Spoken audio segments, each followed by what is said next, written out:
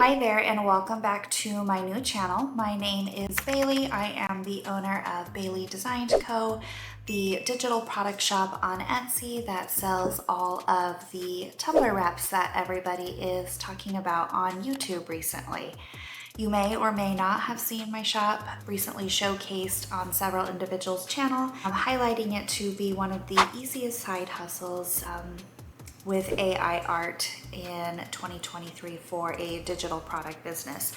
So I wanted to hop on here and shed a little bit more light and transparency on what it's like to actually start, grow, build, and maintain this level of Etsy shop, and hopefully help some of you along the way that are interested in starting digital product shops on Etsy. That being said, this video is just going over the top 5 questions that I get asked pretty much on a daily basis about selling digital products on Etsy. The first question that I get asked, and these are questions that I get asked either via email or to me directly on Etsy via messages asking for advice on my specific type of shop, as well as members from my Facebook group who have purchased my course before. So the first question that I get asked the most is, what type of digital products can I sell on Etsy?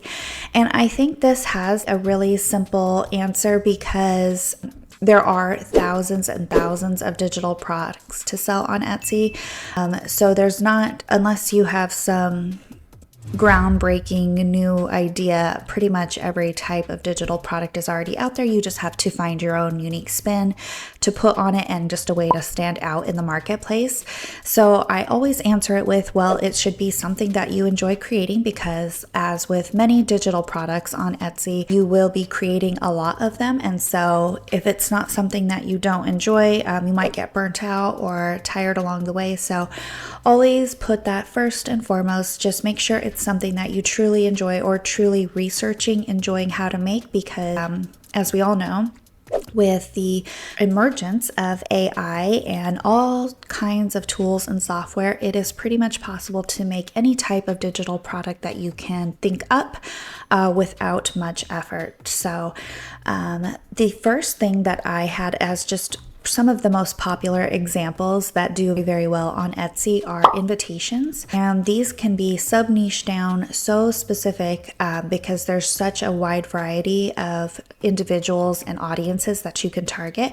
But an invitation can be a wedding invitation, shower invitation, birthday card invitation, graduation, retirement. And then within those types of occasions, you can target rainbow birthday cards, unicorn birthday cards. Just within the birthday card niche alone, you'd probably never run out of ideas or types of sub-niches to target within a birthday card niche.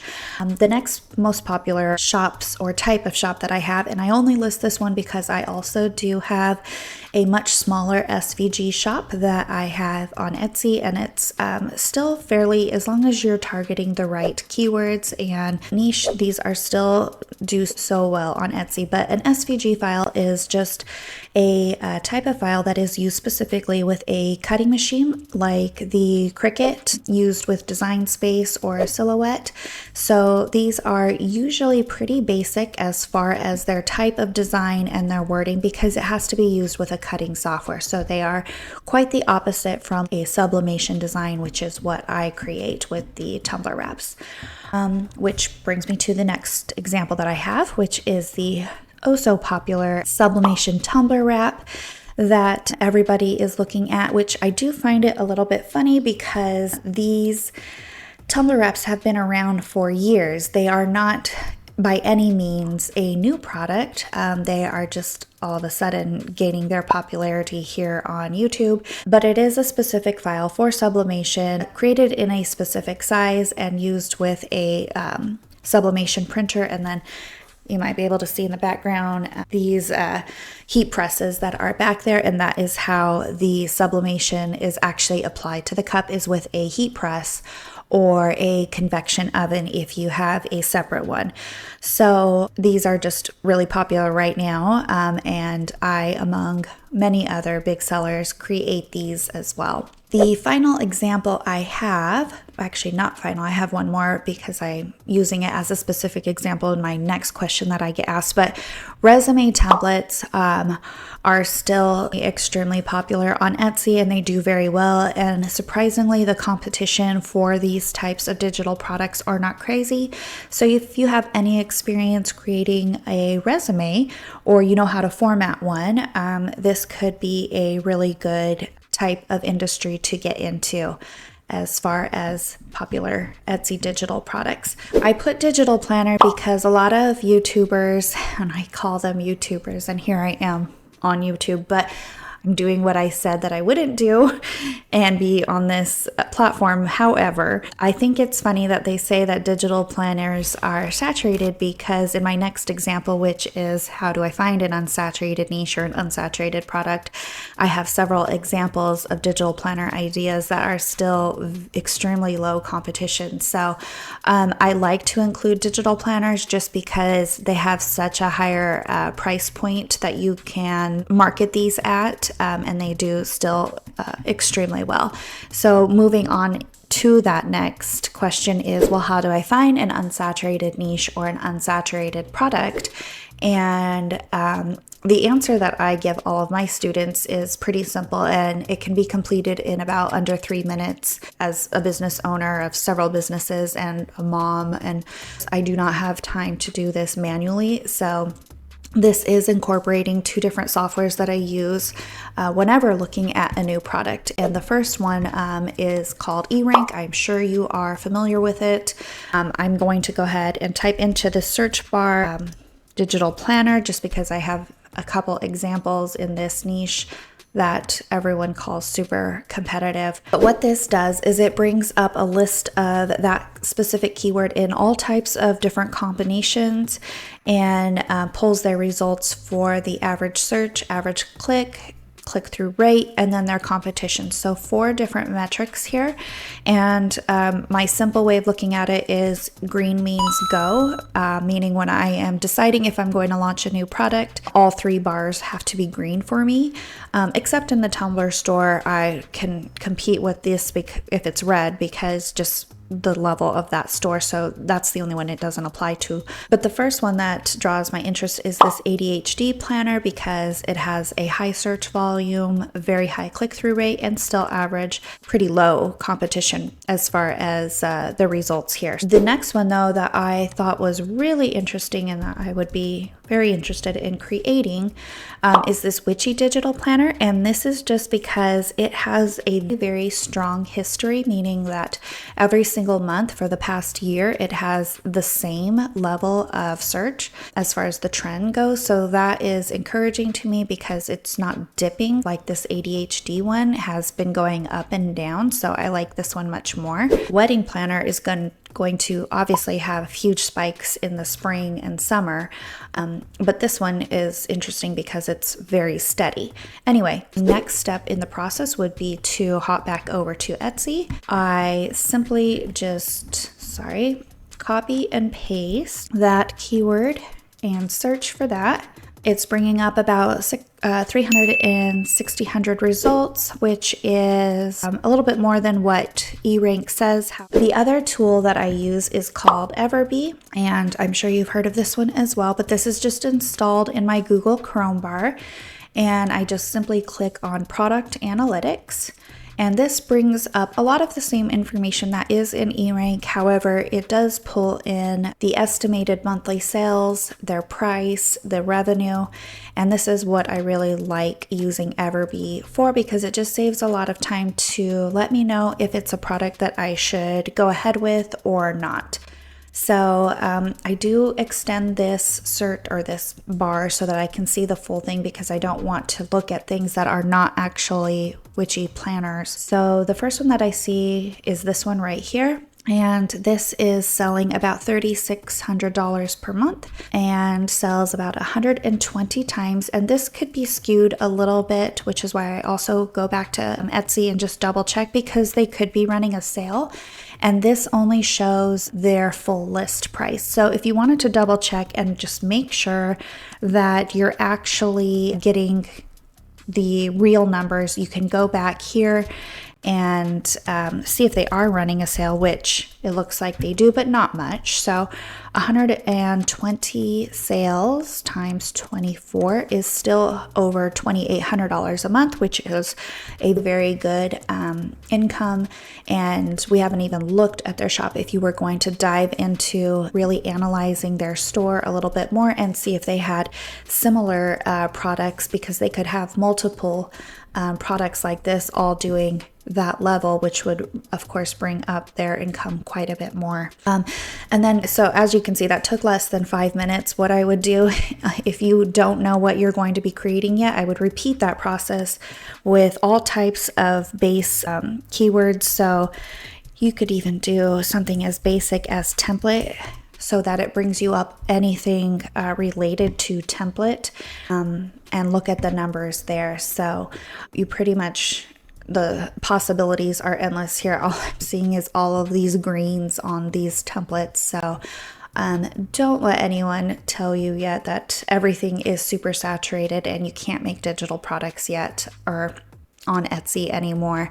It's just a little bit of research, and the creating part is easy because pretty much anything can be created with tools and software these days. So the next question that I get is, can I sell AI generated art and downloads on Etsy?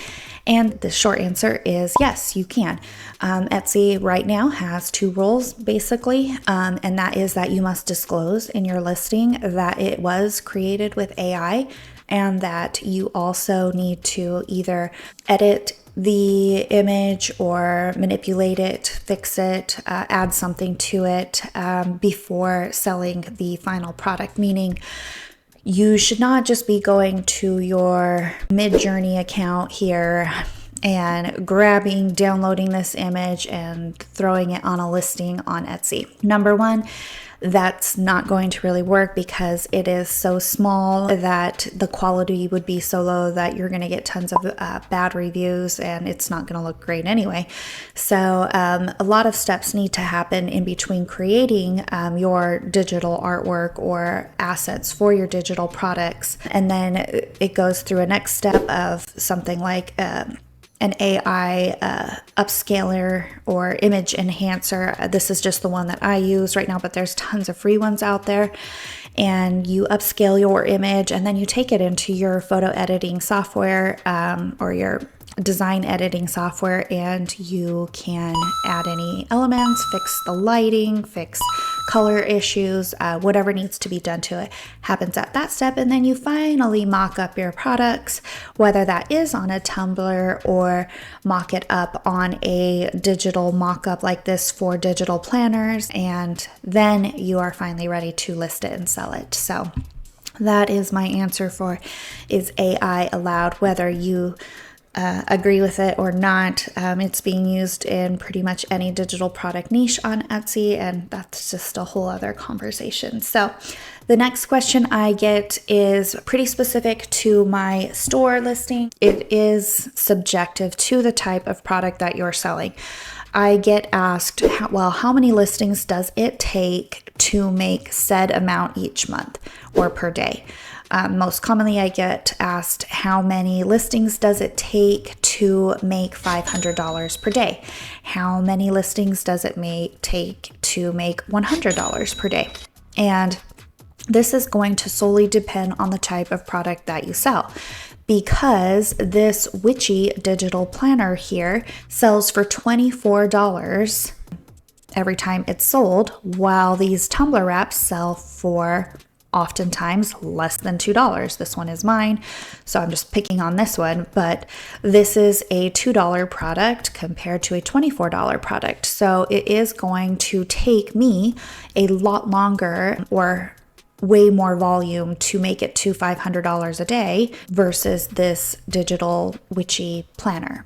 So the answer for a specific answer was last year I switched my store to only sell digital in January, and in March is when I hit my first $500 day.